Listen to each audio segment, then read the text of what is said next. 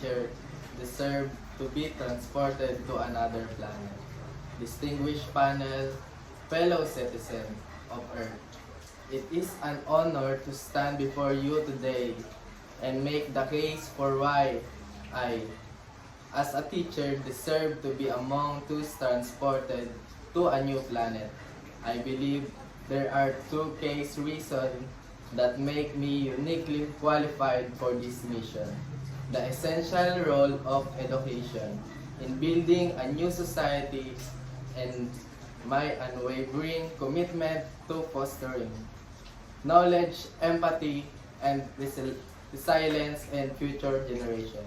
First, as we embark on this monumental journey, we must acknowledge that education is the foundation of any thriving society.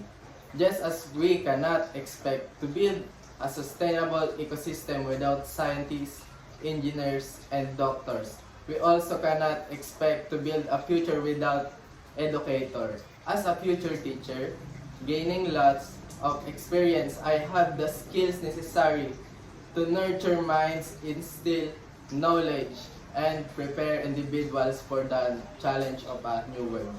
Teaching is not just about imparting knowledge. It is about inspiring hope and fostering a sense of belonging. I will dedicate my career to serving others, shaping minds, and leading with integrity.